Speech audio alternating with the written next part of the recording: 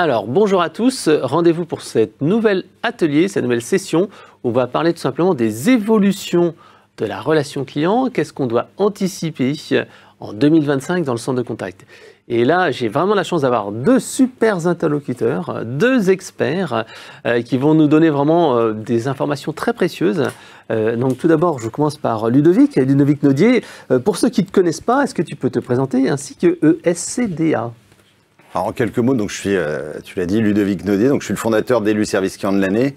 On en parlera peut-être un peu plus tout à l'heure, mais en gros, c'est le premier prix en termes de notoriété en matière de relations clients. Et on vient de faire notre remise des prix la semaine dernière avec plus de 1000 personnes au Trianon et l'Élysée-Montmartre. On avait la chance de vous avoir, entre autres. D'accord. Alors, Eric, est-ce que toi, tu peux te présenter et présenter la FRC? Oui, bien sûr. Donc, je m'appelle Eric Dadian et je suis le président de la FRC qui a été créée il y a plus de 25 ans maintenant, qui est devenue la plus grosse communauté des professionnels de relations clients. Alors, je ne sais pas si vous avez quelques chiffres. On l'a créé en 98, d'abord pour structurer un secteur qui n'était pas aimé, les centres d'appel. On vient évidemment de cet unicanal. Il y avait les boutiques et puis ensuite, à partir de 2007, on a vu d'autres canaux arriver. Donc, on a environ 310 entreprises qui sont membres. Pratiquement tous les secteurs d'activité, essentiellement des marques, des annonceurs, mais on a aussi tous les acteurs. On a des gens comme Ludovic, on a des sociétés de conseil, on a des éditeurs, on a des intégrateurs. Donc tous les gens qui se passionnent pour essayer de faire reconnaître la richesse de l'expérience client, de la relation client dans l'économie française, viennent à la FRC. Ouais. Puis c'est bien parce que vous faites donc non seulement cet aspect représentativité, tu disais que ce matin tu étais en interview pour faire passer les bons messages auprès des institutions, mais en plus vous mettez en place des workshops et des études. Alors justement c'est un petit peu ce que tu vas nous donner, cette vision-là, parce que vous prenez en fait les informations qui viennent de vos membres pour essayer justement de les diffuser la bonne parole, les bonnes pratiques. Oui, alors on est une intelligence collective où on partage les meilleures pratiques, on échange sur les indicateurs, on se compare, on se bench. On est aussi prospectif, on essaye d'inventer, de deviner ce que sera l'expérience client, la relation client, peut-être le directeur client dans les 5 ans qui viennent, dans les 10 ans qui viennent, quelle sera sa fonction, quelle sera sa place dans les organisations.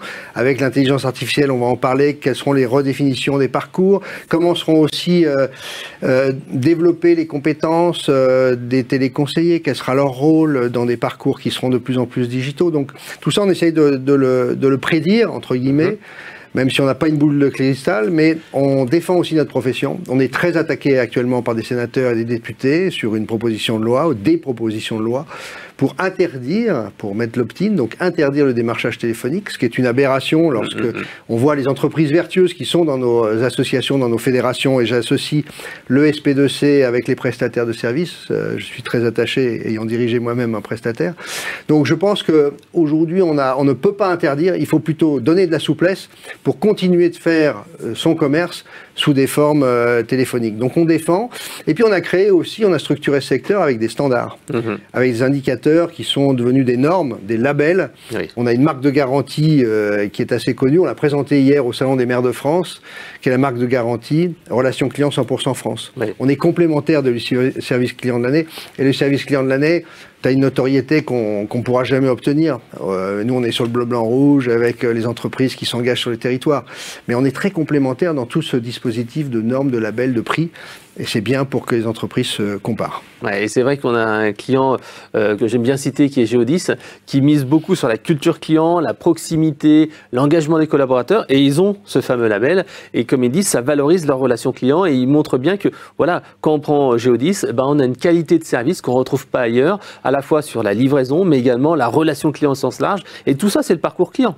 Parce que quand on reçoit son colis, tout va bien, tout va bien. Quand ça va bien, tout va bien. Mais quand ça va mal, c'est bien d'avoir quelqu'un qui comprenne la problématique, qui dit attendez, venez chercher le colis, on est à tel endroit. Et cette proximité elle est vraiment importante. Et c'est vrai que ce label, il est valorisant pour l'entreprise et ses donneurs d'ordre. C'est un bon exemple pour Géodis, parce qu'il faut connaître la géographie de la France pour pouvoir livrer. Et je crois que c'est aussi utile pour être une marque employeur. Les salariés, les collaborateurs donnent plus confiance.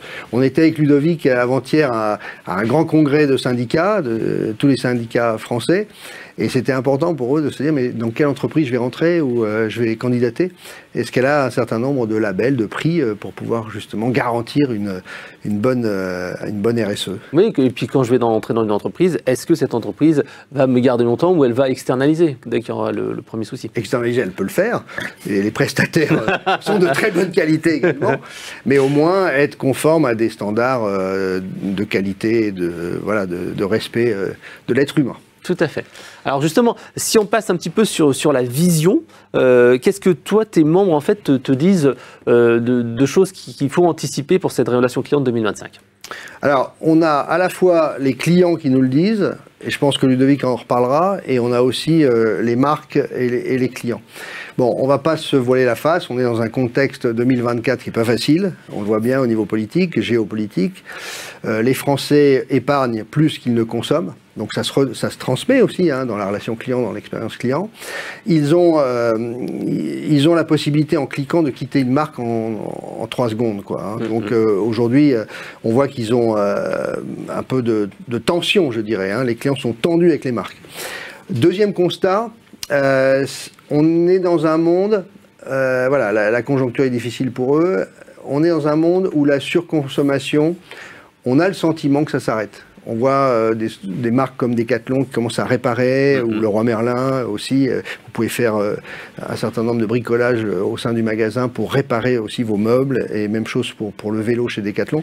Donc la surconsommation, acheter à tout va, la RSE, le recyclage, la réparation, la proximité dont on parlait, c'est important pour les consommateurs. Troisième constat, ils veulent une expérience client, et là-dessus, ils ne nous lâcheront pas, qui est totalement irréprochable, qui est évidemment la plus courte possible, ils ne veulent pas attendre. Et si on attend trop, eh bien ils se déconnectent. J'ai un chiffre de Cision qu'on donne toujours, 45% des clients souhaitent que leur demande soit résolue à la première sollicitation. Ouais, le FCR qu'on a vu ce matin avec OpCoEP, et comment avoir un service client 5 étoiles, et le FCR, First Call Resolution, était vraiment dans toutes les bouches. Donc c'est difficile pour eux, ils épargnent. La surconsommation, c'est fini, et ils veulent une relation client irréprochable, qui sera un élément de différenciation pour les marques.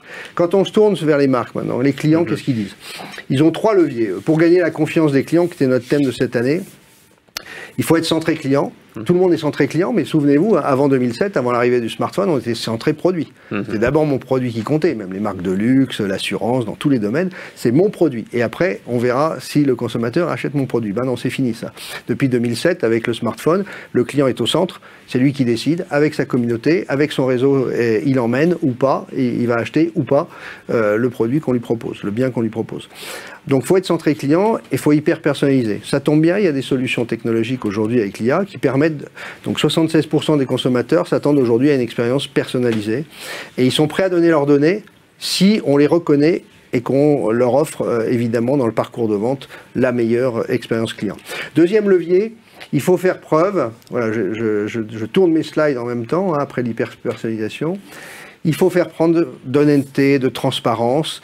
Bon, alors en Europe, on est gâté, on a le RGPD, on a l'IA Act, on a toutes les réglementations, et la RSE aussi est très importante avec l'ESG, tous ces acronymes merveilleux. Donc si on n'est pas honnête et si on triche, ça se voit tout de suite sur les réseaux sociaux, et donc, encore une fois, les clients vont nous quitter.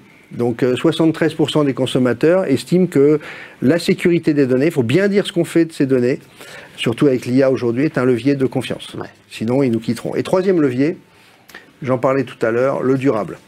Donc le respect de la planète, bien communiquer avec ses clients, bien les respecter, et aussi essayer de partager tous les avis clients. Alors Eloquent, vous êtes des professionnels de tout ce qui est feedback. Donc les avis clients, et là on voit que 92%, c'est énorme comme chiffre, 92% des Français ne font pas d'achat sans consulter les avis clients. Ouais. Bon, donc c'est à tenir compte. Bon, et la grande tendance de la relation client, depuis fin 2022, on ne va pas faire de dessin longtemps, c'est l'IA générative. Ce qu'on répète actuellement, c'est que Gartner nous dit que la customer experience, 38% des cas d'IA générative concernent l'expérience client. C'est énorme par rapport aux autres secteurs d'activité. Donc on est les plus impactés. Les Français sont prêts, avec 80%, ils sont prêts à utiliser des solutions d'IA à condition à chaque fois qu'on leur mette de l'humain derrière. Ouais. Et les entreprises, 70% et 70% des clients également, utiliseront des solutions d'IA, là aussi à condition qu'il y ait toujours de l'accès avec de l'humain. Ouais, pas de l'IA tout seul pour se retrouver coincé et se dire mais ils ne comprennent pas ma demande. Le tout self-service, on ne le voit pas. Qu'est-ce qu'on observe en ce moment ? Puisqu'on est passé de solutions monocanal à un commerce unifié, et il faut être là où est le client. Et s'il se trouve sur du métaverse, il faut aller sur le métaverse. S'il se trouve sur 10 canaux, il faut être sur 10 canaux. Donc il faut l'accompagner sur l'endroit où il se trouve. Qu'est-ce qu'on observe ? C'est que l'intelligence artificielle générative, et Dieu sait s'il y a des startups, Dieu sait s'il y a des éditeurs, Dieu sait si aujourd'hui il y a un enchevêtrement entre les savoir-faire de tous les acteurs. On voit 5 cas d'usage, si on veut le résumer, au service du collaborateur. Je ne sais pas s'il faut l'appeler le collaborateur augmenté, tout ça c'est des terminologies employées dans le jargon de notre profession, mais on l'aide aujourd'hui à faire de l'analyse marketing, analyser les avis justement pour essayer de détecter des besoins. Donc ça l'aide à mieux comprendre et à personnaliser dont on parlait tout à l'heure. Deuxième chose, on va l'aider à classer des mails, classer des informations, classer des documents qu'il peut avoir au sein de l'entreprise sur plein de bases de connaissances. Et il y a énormément de solutions aujourd'hui. Générer des contenus, IA générative, on génère en pop-up des contenus de réponse en temps réel. Pendant qu'il est en train de traiter un sujet, peut-être qu'on lui dit pousse cette offre commerciale, ça va correspondre à ce que le client est en train de te dire. Et un quatrième cas d'usage qui, à mon sens, est très utile pour les conseillers, on l'a testé la dernière fois avec les salariés qui étaient, et les syndicats qui étaient avec nous, c'est le résumé, la synthèse de conversation. Ouais. Ça leur fait perdre du temps, ils oublient ce qu'ils ont dit pendant une conversation. Donc la machine l'IA générative va synthétiser ce qui s'est dit et va lancer des actions derrière, d'envoi de SMS, de confirmation de commandes, etc. Donc ça, c'est un quatrième cas d'usage très intéressant. Et le cinquième, c'est la conversation, c'est les bots. Mais les bots au service du conseiller. Les bots laissés en direct avec le client, aujourd'hui, on s'aperçoit que les marques ne sont pas prêtes à prendre le risque. Est-ce que ça arrivera dans quelques années, dans 5 ans, dans 10 ans, ça va aller très vite, mais elles se réfrènent et elles préfèrent aujourd'hui mettre toutes ces technologies au service des conseillers. Ouais, c'est vrai que c'est ce qu'on verra tout à l'heure avec Ludovic, l'usage des bots a augmenté, mais peut-être pas la satisfaction. Oui, puis on a vu aussi quelques cas maladroits, on va dire, de bots laissés en toute autonomie qui n'étaient pas encore complètement matures. On peut citer Air Canada, parce que c'est pas en France, mais il offrait des billets d'avion à tous les clients. Donc le bot était très généreux, mais je ne sais pas si l'entreprise a apprécié. Et pour terminer, je pense que les entreprises ont des défis majeurs. Non seulement il faut qu'elles suivent la veille technologique, ça bouge tous les jours. Hein. Ouais. Les LLM, ça sort de partout. Il y a des solutions d'intégration ou des solutions de développement et des startups. Je crois qu'il y en a une par semaine qui se crée en ce moment à la FRC. Non mais franchement, hein, sur les agents IA, là c'est la grande mode. Avant, nous parlait de voicebot ou de callbot ou de chatbot, mais maintenant c'est l'agent IA. Donc faut faire sa veille. Faut faire sa veille réglementaire. Je ne sais pas si vous savez, mais l'IA Act, c'est 2026 qu'il va falloir l'appliquer. Et je ne vois pas comment les entreprises vont pouvoir tout intégrer. Il y a des complexités sur la notion de risque des algorithmes. Je ne vois pas les PME encore tout à fait prêtes. Hein. Donc ça va être compliqué à faire. Et faire les bons choix. Comment je choisis la bonne technologie? Est-ce que je fais des POC, des MVP? Comment j'industrialise? Donc d'arriver à trouver le bon ton et la bonne solution, c'est pas simple. Et il faut s'assurer aussi de la qualité, de la sécurité des données, c'est le prérequis. Il faut aussi s'assurer que les bots ne racontent pas n'importe quoi, on le disait tout à l'heure. Donc il faut modérer les contenus, ce sera peut-être des nouveaux métiers. Et nous, on pense que... Et puis, il faut essayer de se décarboner, parce que ça va... l'IA générative, ça va consommer énormément aussi de ressources électriques. Et nous, ce qu'on pense, tous ensemble, je pense, c'est un grand travail collectif qu'il faut qu'on fasse, c'est travailler sur une GPEC, donc une gestion prévisionnelle des emplois et des compétences, sur notre secteur d'activité, voire multisectoriel. Est-ce que des emplois que nous avons... qui vont être modifiés, qui vont devoir s'adapter avec d'autres tâches. Certaines seront faites par les robots, par l'IA générative, et donc il va falloir changer les compétences des salariés, changer les parcours clients, changer les organisations, changer peut-être le rôle du directeur expérience client, ce que je disais tout à l'heure. Et donc comment on s'adapte à tout ça ? Est-ce qu'on ne travaille pas avec d'autres secteurs d'activité qui ont eux aussi des problèmes pour nous fournir peut-être certaines compétences et nous inversement. Donc on va bien s'amuser pendant les 3 ans qui viennent et bon courage aux éditeurs, aux marques, aux intégrateurs, à tout cet écosystème pour inventer l'expérience client de demain. Ouais. Alors, avant de passer à quelques cas pratiques des membres de la FRC qui ont utilisé l'IA générative, tout à l'heure, dans l'atelier qu'on a mené avec AG2R, La Mondiale et PwC, ils nous ont dit, voilà, les bots vont pouvoir prendre 10, 20, 30, 40% de certains cas d'usage. Qu'est-ce qui va se passer pour les conseillers? Puisque si on leur dit que y a 5, 10, 15, 20% de leur travail qui va être pris par un bot, qu'est-ce qu'ils vont faire? Et qu'est-ce que va faire la responsable relation client? On le partageait avec les syndicats parce qu'ils sont très inquiets. Est-ce que mon boulot va être détruit? Et on l'a vu encore une fois avec l'évolution des technologies, ça a été Internet, avec le web call center, ça a été aussi la distribution automatique des appels à une époque, où c'était le staccanovisme. Et donc les conseillers ont toujours eu à gérer des évolutions de technologie. Aujourd'hui avec l'IA, nous on pense que c'est un levier pour eux. C'est un levier parce que ça va leur permettre justement d'exercer leur empathie, leur intelligence cognitive, faire de la vente, faire du commerce, être capable de faire du rebond, parce qu'ils ont tout le contexte dans leur cerveau, ils ont le contexte en fait du client. Et ça, le robot, il peut pas l'avoir. Le robot, ce sont des algorithmes qui vont chercher des données et qui statistiquement renvoient une réponse et qui a priori est la meilleure. Donc nous, on pense qu'au contraire, ça va valoriser le métier. C'est une chance pour valoriser le métier, c'est une chance aussi pour leur faire des tâches plus intéressantes. On va aller vers plus de commerce. On le voit, on peut citer l'exemple de Decathlon. Decathlon est en train de faire à tous ses conseillers. Avant, ils faisaient du support. Il fallait dépanner sur un vélo qui marchait plus, etc. Maintenant, ils font de la vente. Ils font de la vente de produits, de pièces détachées, ils font de la vente de vélos, ils font de la vente de produits complémentaires. Et on voit que le centre de relations clients qui a été longtemps considéré comme un centre de coûts est en train de devenir un centre excessivement rentable. C'est un levier de vente extraordinaire. Et ça, le robot, moi je ne crois absolument pas que le robot pourra faire de la vente. Parce qu'il faut savoir, il faut connaître son contexte, savoir quels sont ses goûts, ses envies. Avoir de l'empathie, comprendre. Oui, puis est-ce qu'il y a une famille, est-ce qu'il y a des enfants? Donc, je vais pouvoir caser ça. Et les entreprises ont un champ de vente gigantesque. Je prends l'électricité, ils vendent de la télésurveillance aujourd'hui. La banque a vendu de l'assurance. Et inversement, on a même vu Orange qui vendait aussi Orange Bank. Donc, on voit qu'il y a un champ de développement et d'exercice de nouveaux, je pense, de nouvelles tâches pour le conseiller qui rendra le travail plus intéressant. Ouais. D'accord. Alors justement, là, on va revenir sur l'IA. Donc, vous avez beaucoup de membres, plus de 300 membres à la FRC. Est-ce qu'il y a quelques cas d'usage ou des bonnes pratiques de l'IA que tu aimerais bien montrer et nous présenter aujourd'hui? Est-ce qu'il y a des trucs qui ont été vraiment successful et qui ont vraiment un ROI intéressant, ou alors une expérience client qui a vraiment été boostée grâce à l'IA? Je ne sais pas si je peux citer des marques. Ou alors une grande marque dans un secteur d'activité donné. Un secteur d'activité, qui fait du loisir et qui est très connu avec le mot MED à l'intérieur.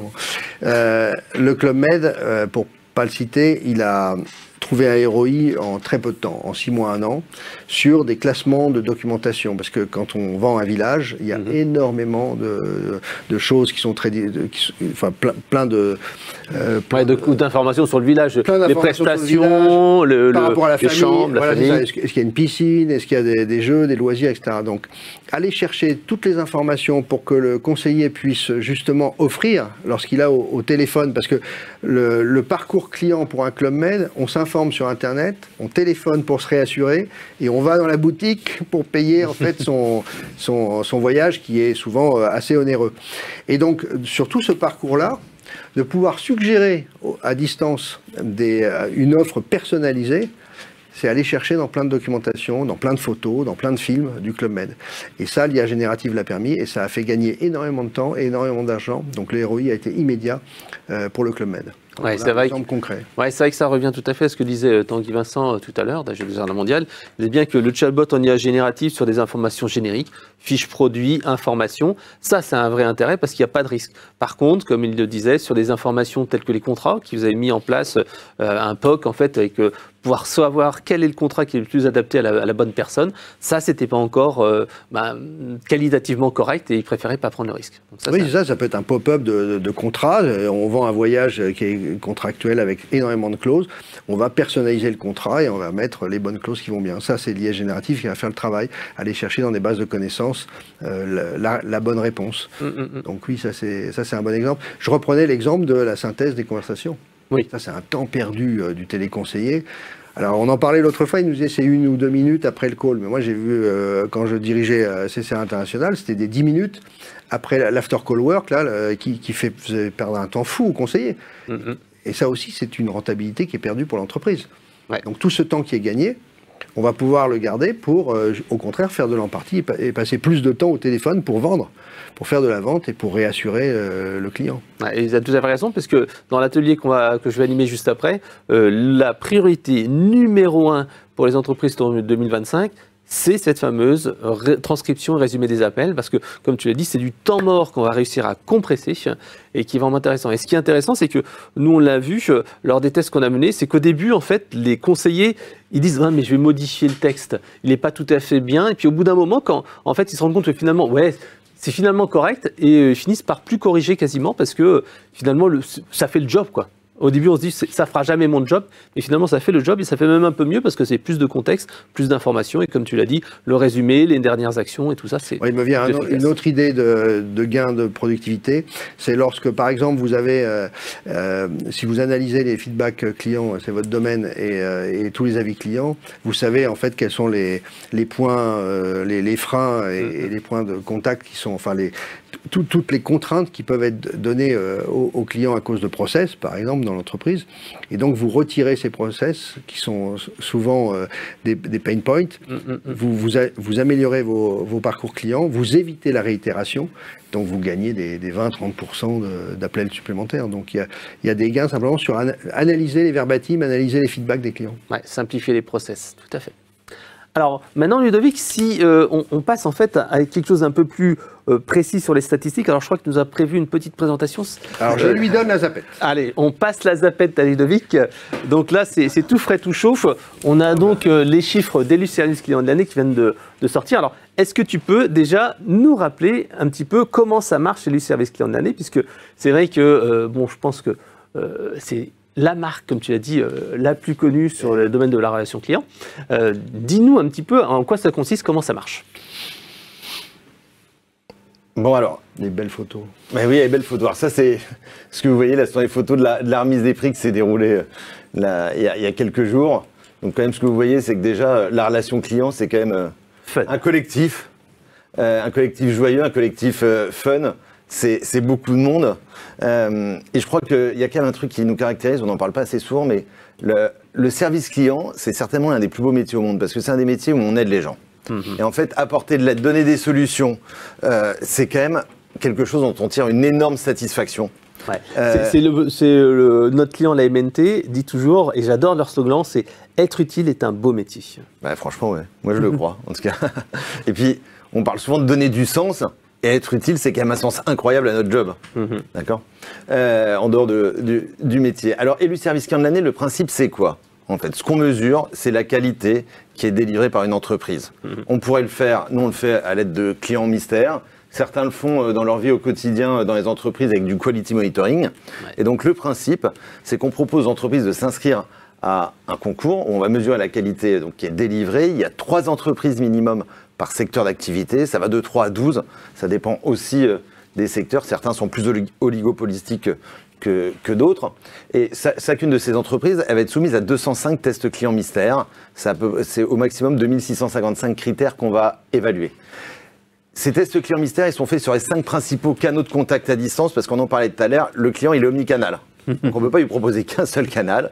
C'est à lui de choisir en fonction de sa problématique, du moment où il consomme, et puis aussi du fait des canaux avec lesquels il est à l'aise. On fait donc de l'appel, de l'email et du formulaire, de la navigation Internet, dont une partie sur des applications mobiles, du chat et des réseaux sociaux, et on se concentre sur Facebook. À chaque fois, on va évaluer de 10 à 15 critères. Donc, en fonction de la situation et du canal, on évalue 10 à 15 critères et on va mettre une note, 0, 1 ou 2. Et cette méthodologie, c'est la même pour tout le monde. Parce que l'idée, c'est qu'on puisse comparer les entreprises entre elles. Et celui qui gagne dans sa catégorie, c'est celui qui a la note la plus élevée de sa catégorie. Jusque-là, c'est logique. Et surtout, il faut aussi qu'il ait une note minimale. Et cette note minimale, elle est de 12,5. Donc ça, c'est aussi une nouveauté cette année. L'année dernière, c'était 12. Maintenant, c'est 12,5. le niveau monte. Quand on a commencé, c'était 10. Comme les impôts. Ça monte moins vite que les impôts. Parce que faut pas oublier qu'élu service client de l'année, là on est, on va dire, sur une émission qui est B2B, mais c'est aussi un signe grand public. Parce que le principe d'élu service client de l'année, en dehors de donner un rapport, de permettre de se benchmarker pour les entreprises, de motiver, de challenger les collaborateurs, c'est aussi de donner un indicateur au consommateur, lorsqu'il l'achète ou lorsqu'il veut être réassuré, de l'entreprise qui est la mieux disante en relation client. Et quand on voit qu'il y a une propension en plus à épargner qui est de plus en plus forte, ce qui veut dire que sur nos achats, on réfléchit de plus en plus et on arbitre. Et on le voit quand on parlait tout à l'heure de reuse, de réutilisation, etc.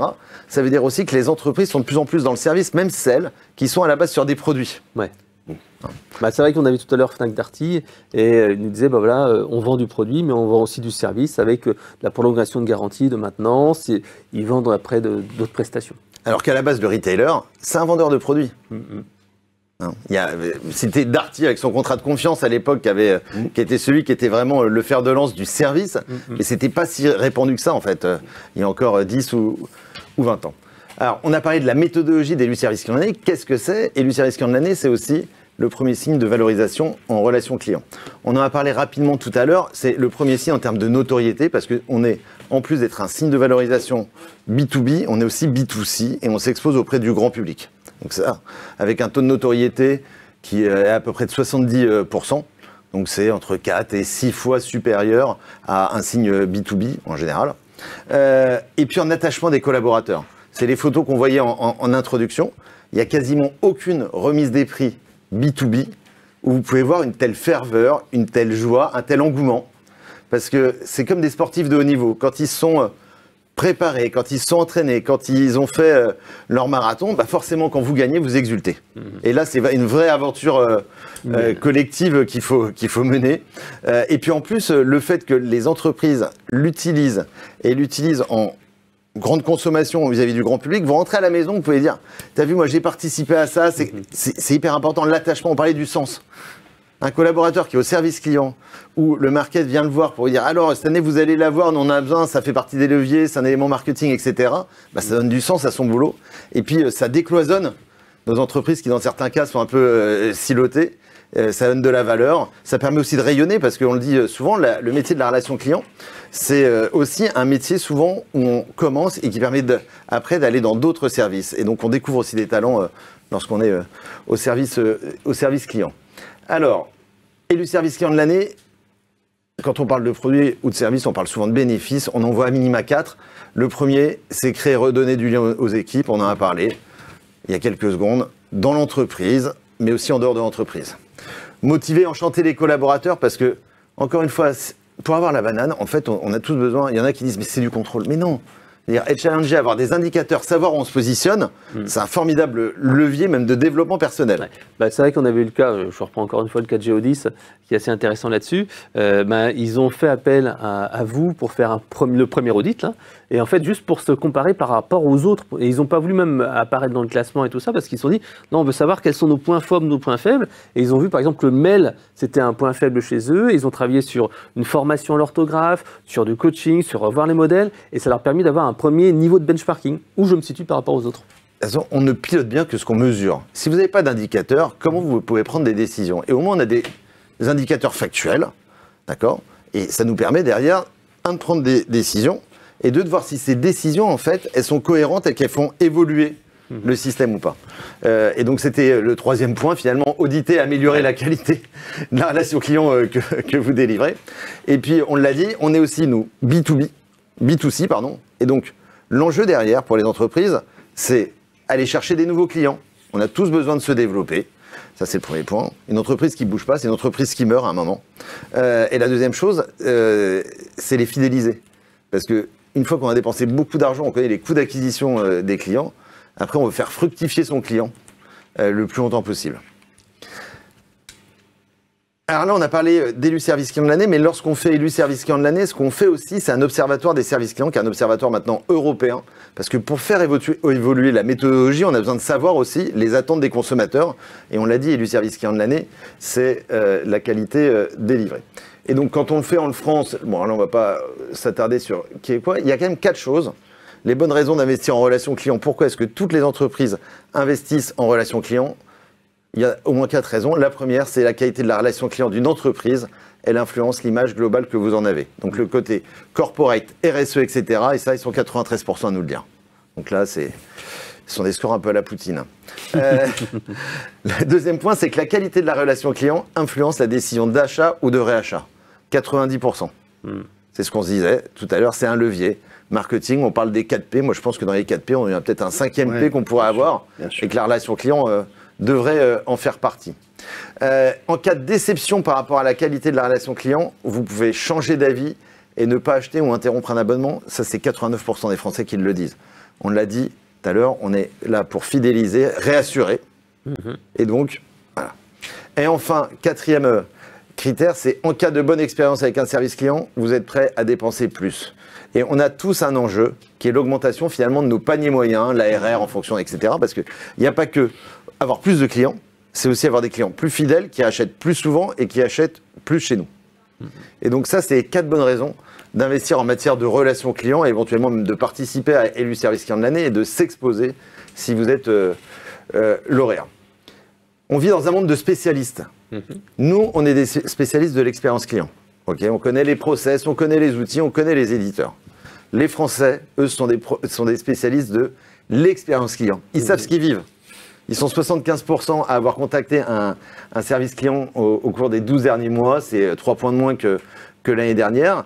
Et ils ont un référentiel qui sont souvent les meilleurs qu'on a pu connaître dans certains cas. Ces Français, ils sont omnicanaux. Ils nous contactent par 3,7 canaux différents. Et aujourd'hui, on n'a plus de profil type. On n'a plus la dame âgée qui est que au téléphone ou que par courrier. C'est faux. Aujourd'hui, les gens de 80 ans, ils sont sur WhatsApp, ils sont sur le web. Donc ça dépend plutôt des cas d'usage.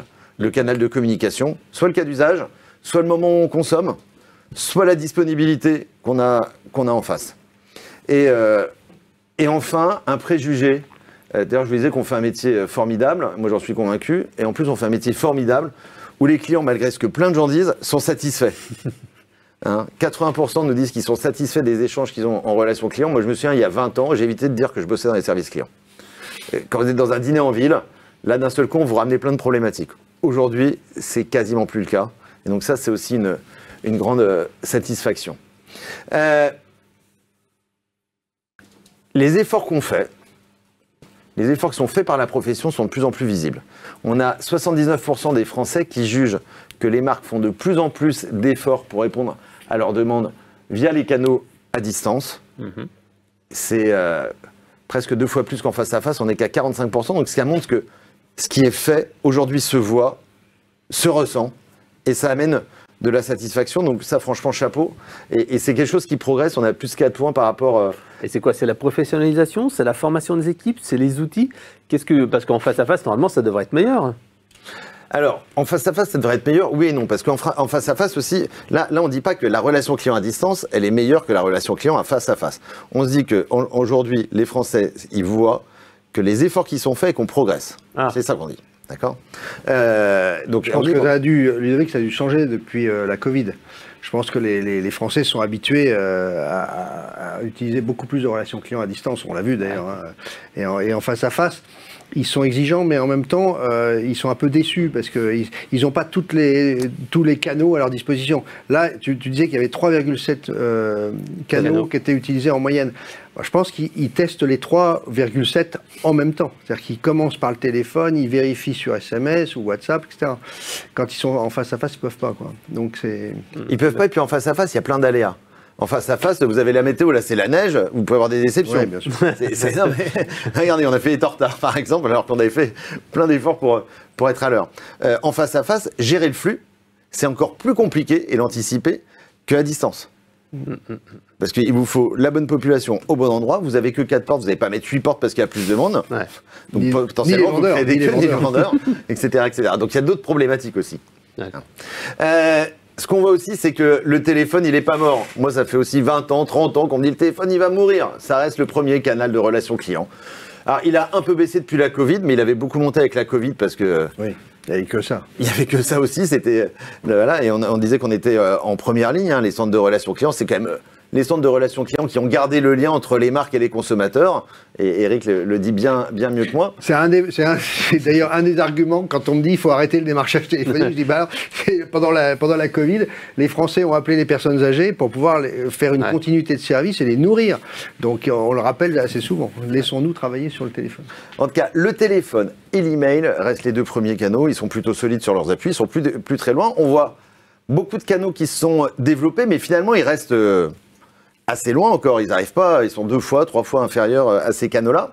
Ce qu'on voit aussi, c'est qu'on a quand même une inversion voix versus écrit. Même si, là j'ai mon téléphone, tous les jeunes ils ont leur téléphone. Quand vous les mettez devant un téléphone au bureau, ils mettent un quart d'heure avant de le décrocher et de s'en servir pour de la voix. Pour eux, le téléphone aujourd'hui, c'est de la data. Ils chatent, ils sont sur des réseaux, etc. C'est de la data, mais c'est de la data qui doit être immédiate. C'est-à-dire que c'est du flux, c'est pas du stock. Alors qu'avant, il y a 18 ans, quand on a créé le service client de l'année, on avait les courriers, vous aviez 10 jours pour répondre. Donc, eh oui. Donc on pouvait les garder, on se disait on peut mettre 2-3 jours, les emails c'était 4 jours. Aujourd'hui, vous recevez pas une réponse dans 2 jours, vous vous dites ils ont fermé, qu'est-ce qui se passe? Et donc, ce qui veut dire que même aujourd'hui, quasiment un email, c'est du flux. J'ai une demi-journée, si je veux pas être relancé, on parlait de résolution au premier contact, une des premières raisons de la relance, c'est j'ai pas eu ma réponse dans les délais, donc je me demande ce qui se passe, avant même d'avoir une mauvaise réponse ou autre chose.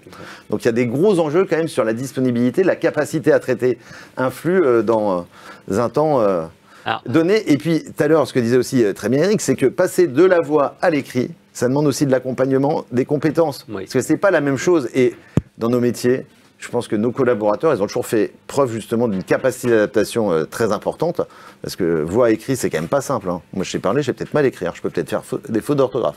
On parlait de l'IA.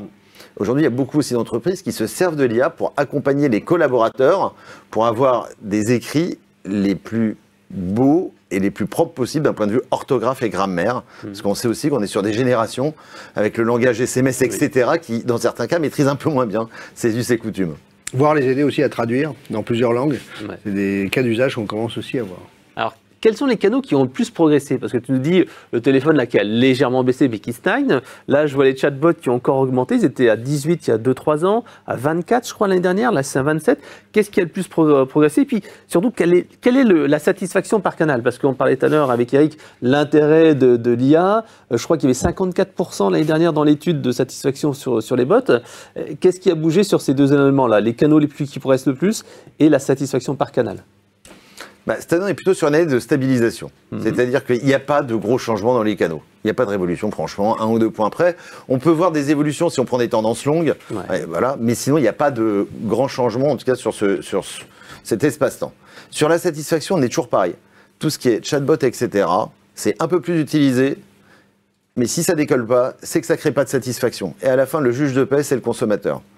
Et donc, ça ne crée pas de satisfaction. Pourquoi ? Déjà, c'est un peu déshumanisé. Et donc, souvent, quand on est en contact avec un service client, ce qu'on cherche aussi, c'est la relation. Et on le voyait, là où il y avait le plus de satisfaction sur les chatbots, c'est quand j'avais la capacité à rentrer en contact avec un conseiller pour être rassuré.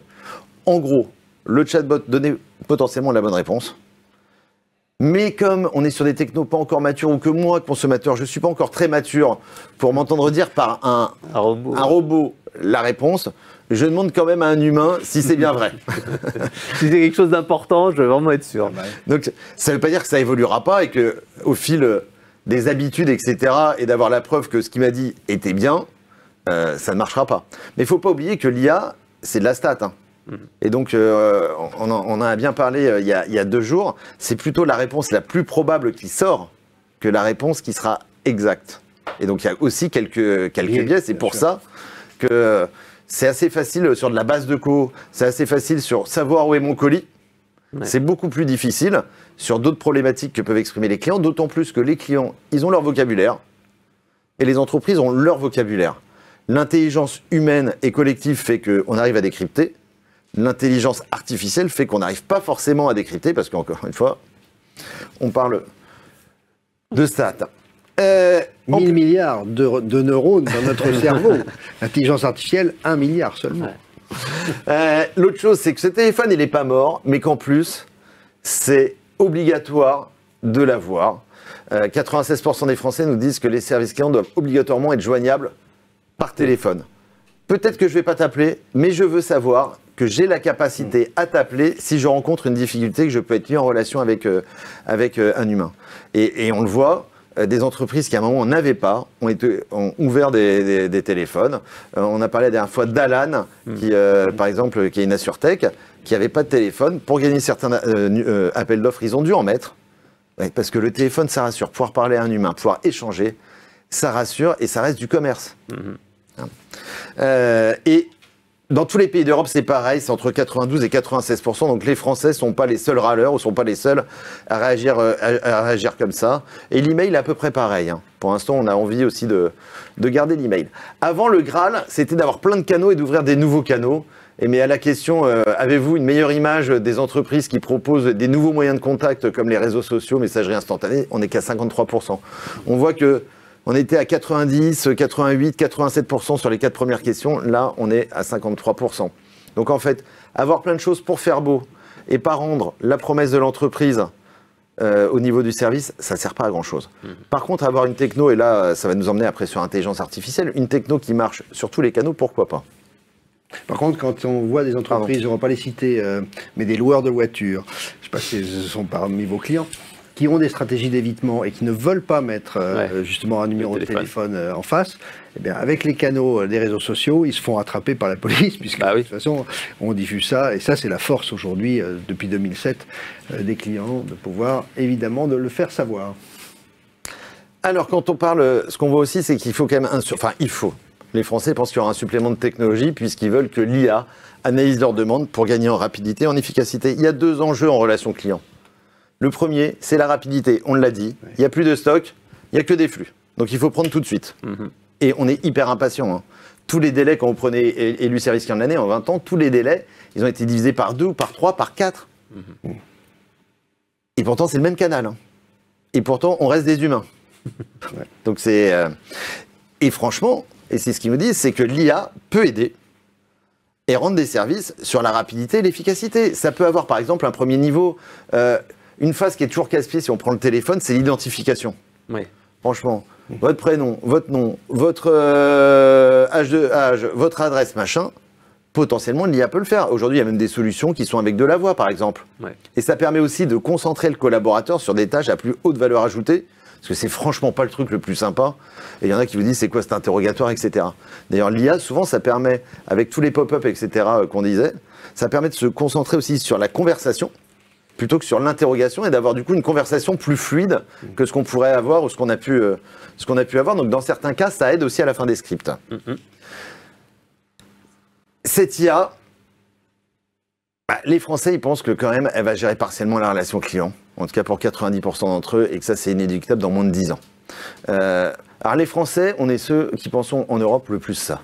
On voit les Allemands, ils sont à 59% seulement. Alors, ils le pensent, mais ils ne le souhaitent pas forcément. Ils sont moins d'un tiers à se dire que c'est une bonne chose, cet état de fait. Les Français aussi, tout à l'heure, on parlait d'IA Act. Ils sont 77% à dire qu'il faut que l'État réglemente cette pratique, cet usage. C'est très français. Mais on s'est fait au RGPD. Alors, il n'y a pas de raison qu'on ne se fasse pas à l'IA Act. Et 62%, 61%, ils pensent que ça doit préserver l'emploi. Donc ça doit aider à ça. Chez élu service client de l'année, ou moi dans mon cas personnel, je suis peut-être un peu utopique. Je pense que l'IA va créer de nouveaux emplois, va créer de nouveaux usages, et pas forcément détruire des emplois. Par contre, ça peut les modifier, et ça peut nous emmener ailleurs. Mais je pense que la somme des emplois à la fin, on sera au moins sur un jeu à somme nulle. Et puis, les consommateurs, ce qu'ils pensent, c'est que l'IA, enfin le réglementaire doit aussi mieux protéger les consommateurs, parce que faut pas oublier que l'IA, il se nourrit quoi? Il se nourrit de notre intelligence collective. Donc il se nourrit de nous, humains. L'enjeu, c'est de savoir d'où vient cette donnée. Et est-ce que je parle avec une IA ou pas? Là, on l'a vu sur les tests d'élu service client de l'année cette année, par exemple. Dans certains cas, on a des clients mystères qui ont évalué des IA sans savoir qu'ils parlaient à une machine. Donc ça prouve quand même qu'on a fait de formidables efforts, mais il y a aussi un devoir de transparence autour de ça. Et puis aujourd'hui, la donnée, elle est majoritairement anglo-saxonne, donc on a aussi un enjeu, c'est que cette donnée qui va nourrir ces IA, elle soit aussi un peu plus européenne, qu'elle corresponde un peu plus à nos usages, à nos us et coutumes, pour qu'elle soit un peu plus adaptée aussi à nous. Comment devenir lauréat élu service client de l'année? Ouais, c'est quoi tes petites astuces? Quand on a préparé, tu m'as demandé trois thèmes. Non, mais pour devenir lauréat, hormis que la police a sauté, c'est, on l'a dit, il y a une dose, c'est l'aventure collective. C'est partager. Et partager, ça veut dire s'entraîner, répéter, et donc ça amène à un état d'esprit. Devenir lauréat, quand on parle de partage et de cet état d'esprit, c'est aussi partager ses résultats. Il y en a plein qui participent à élu service client de l'année. Si tout le monde était lauréat, ça se saurait. Ils participent déjà pour progresser. Ouais. Et donc, dans plein d'entreprises, on n'est pas forcément lauréat, mais on a progressé, on a gagné un point ici, un point ici. Et donc, en fait, c'est ce qu'on disait, quand on met en place des plans d'action, ce qu'on cherche à mesurer derrière, c'est si ça a fonctionné. Et pas juste si mes collaborateurs sont contents qu'on ait mis en place cette formation, etc. Ouais, c'est vrai que ça permet de structurer un peu son plan d'action, avoir un moment en fait réservé là-dessus, quoi. Pour devenir lauréat, c'est un vrai job, c'est-à-dire qu'il faut s'entraîner dur.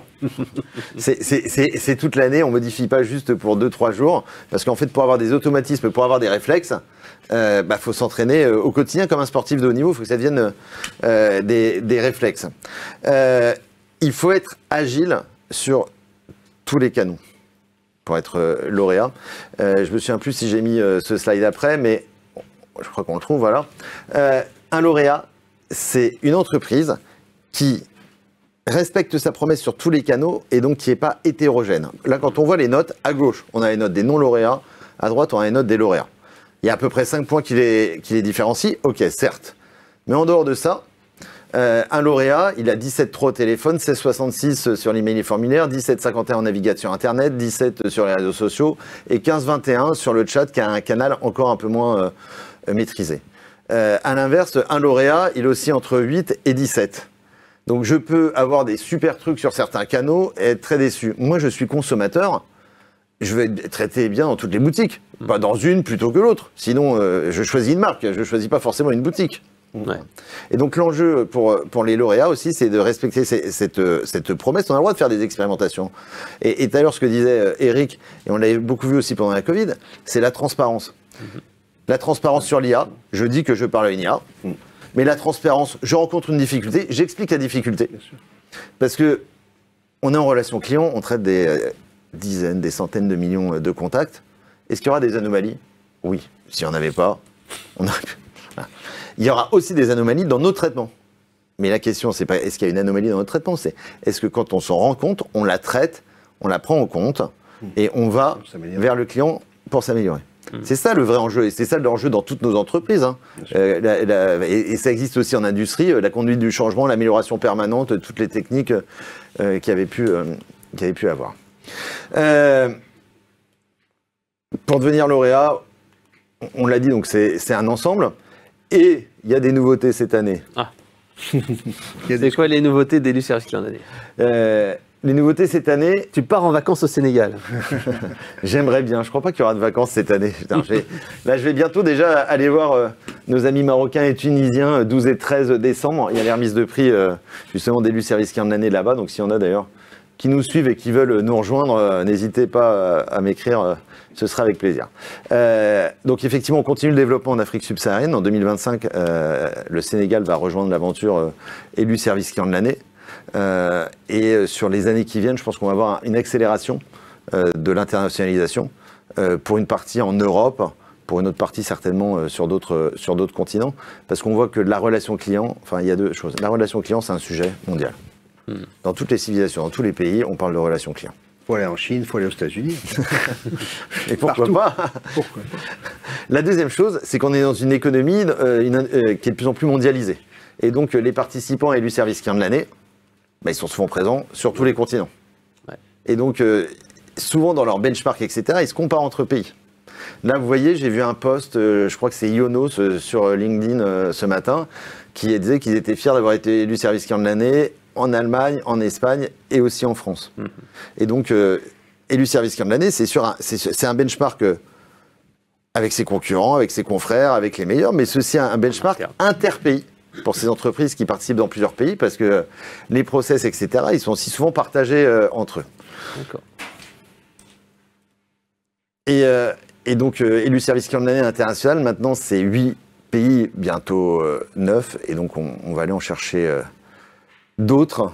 Et Eric va nous aider. Oui, parce qu'on a créé ECCA, qui est en fait l'association européenne où on regroupe toutes les AFRC de tous les pays européens. On a une vingtaine de pays, donc il y a bien sûr l'Espagne, le Portugal, la Finlande, tous ces pays-là, donc avec grand plaisir. Tout ce qui concourt à faire connaître l'expérience client comme peut-être au-dessus des 4 P dont tu parlais tout à l'heure, plus important que le prix, le produit, le placement et la promotion, eh bien, ça concourt à nous faire reconnaître. Et de toute façon, c'est un élément différenciateur pour les entreprises. Donc, avec grand plaisir. Et Frédéric, avant que tu nous montres ton livre, s'il y en a qui veulent aller plus loin de l'observatoire des services clients, parce que là, on a parlé de 4, 5 chiffres, mais il y en a plusieurs dizaines, vous pouvez le télécharger sur le site cda.fr, c'est en téléchargement libre. Chaque année, moi, je la télécharge, je l'utilise, ce qui est vraiment très intéressant. Et alors, le livre. On fait gagner, comme à chaque atelier, le livre. Chantal, c'est quoi la question ? Alors, pour l'avant-dernier livre, puisque vous pourrez le gagner le dernier d'ici une petite demi-heure, ça va être une question très simple. Quelle est l'abréviation, le sigle de élu service client de l'année? Et vous mettez votre nom. Oh, on l'a vu passer il y a 2 secondes. Alors, est-ce qu'il y a une question? Parce que Eric a justement le conseil. Pas trop. On a très peu de temps. Conseil d'administration. Bon, déjà, voilà, merci pour votre passion partagée à tous les 3. Ça fait du bien. Donc de Michel, qui a beaucoup apprécié. De Michel Boyer. Bonjour Michel. Voilà. Alors très rapidement, peut-être pour Eric. Notre petit centre de contact est en France. Quel intérêt pour nous d'avoir la certification Relation Client Made in France? Il y a 2 avantages. À la fois, c'est une façon de se valoriser vis-à-vis de ses clients, donc le faire connaître. Et on voit que EDF fait beaucoup de promotions, ou Edenred, ou Massif, Maïf, enfin toutes les marques qui l'ont. Il y en a 42 qui l'ont aujourd'hui. Ce double logo, AFRC et Service France Garantie, avec le bleu, blanc, rouge qu'on connaît bien, puisque ça avait été lancé par Yves Gégaud et par Montebourg, au salon du MIF, le Made in France. Donc un avantage pour les clients, et puis un avantage pour les collaborateurs, qui justement voient que cette entreprise respecte, fait un certain nombre de choses localement, sur des zones rurales, dans les villes. Je pense à la Massif, qui est dans toutes les villes de France. Donc je crois que c'est un gage de sérieux, de respect, de valeur dont on parlait tout à l'heure, à la fois pour les clients et pour les collaborateurs. On espère que ce double logo sera aussi connu qu'élu service client de l'année. On s'y attelle. Alors une autre question, Chantal, et après on laisse peut-être Eric aller à son conseil d'administration. Alors, il y a beaucoup de réponses. Vous saurez pourquoi Eric est en retard. On a des sujets. Ok. Alors, il y avait quelques questions, en particulier sur l'aspect coût de la participation à ESCDA. J'avais une autre question qui concernait les canaux. Une personne disait il faut l'utilisation de 3,7 canaux. Est-ce que ça veut dire que justement les utilisateurs sont insatisfaits puisqu'ils doivent utiliser 3,7 canaux pour joindre une marque? Non, c'est pas très clair. Non, alors pardon, c'est que je me suis mal exprimé. Ouais. En fait, ce qu'on disait, c'est que les Français, en moyenne, sur l'année, ont utilisé 3,7 canaux pour contacter des entreprises. Ce qui veut dire que un consommateur, il n'utilise pas qu'un canal, il n'est pas que téléphone, que email, etc. Mais il utilise différents canaux en fonction de ses problématiques du moment où il consomme. S'il est 22h, a priori, je n'utilise pas le téléphone. Je vais me dire, je vais sur le site web, je vais sur un chatbot, je vais peut-être remplir un formulaire, j'aurai une réponse plus tard. Je suis dans le train, je vais peut-être faire un chat parce que je ne peux pas parler. À l'inverse, je suis à la maison, je suis à un moment où je peux échanger, peut-être que je vais prendre le téléphone. Souvent, quand j'ai besoin d'avoir une preuve, je passe par l'écrit, oui. Parce que l'écrit ça reste, les paroles s'envolent et après je peux dire coucou, on m'a dit ça, c'est écrit. Ouais. Voilà. Donc en fait, le nombre de canaux, ça ne veut pas dire que je suis satisfait ou pas satisfait, ça veut juste dire qu'aujourd'hui on ne peut plus mettre les gens dans des cases et qu'aujourd'hui, quel que soit votre milieu social, votre âge, votre CSP, etc., vous utilisez plusieurs canaux différents. Et combien ça coûte ? Alors, ça dépend. Ça dépend de votre budget. Ça dépend de votre budget. Mais en gros, pour s'inscrire à élu service client de l'année, c'est 13 000 €. D'accord. Donc ça, c'est ce qui vous permet de réaliser l'étude. Donc c'est une étude mutualisée. Si demain vous faites la même étude tout seul, bah, vous allez payer 2, 3, 4 fois plus cher parce que vous allez payer pour l'ensemble des entreprises qui participent, alors que là, chacun paye sa part. Et puis après, il y a des droits d'utilisation de la marque pour pouvoir utiliser le logo élu service client de l'année. Et là, il faut être lauréat. Et là, il faut être lauréat, effectivement. Il faut l'avoir mérité. Dernière petite question, comment recrutez-vous vos clients mystères? Voilà, j'en ai d'autres, mais on n'aura pas le temps. Alors, les clients mystères, c'est assez simple. Il y a plusieurs façons de les recruter. La première, on fait appel, on travaille, vous l'avez vu, avec un institut d'études qui s'appelle BVA, donc ils ont ce qu'on appelle des panélistes. Et donc ces panélistes, ce sont des gens sur lesquels on connaît leurs habitudes de consommation, on connaît leurs fournisseurs. Donc pour les fournisseurs qui sont les plus grands, les plus connus, majoritairement ce sont des panélistes. Après, on peut avoir des nouveaux entrants, des acteurs qui sont moins implantés. Dans ce cas-là, on peut avoir la PQR pour recruter donc la presse quotidienne régionale, parce que quand vous avez par exemple une régie d'une ville, d'une région, on est obligé d'aller les chercher en région. Et puis vous pouvez avoir le web pour recruter des clients mystères. Je vais donner le nom du gagnant du livre, c'est Julien Turminel, donc, qui a gagné le livre. Bravo, Julien. On vous donne rendez-vous dans moins d'une demi-heure pour gagner le dernier. On a une petite note de clôture qui va durer 30 minutes, donc ne vous désactivez pas. On revient dans 5 minutes. Allez, merci à tous les deux et à bientôt.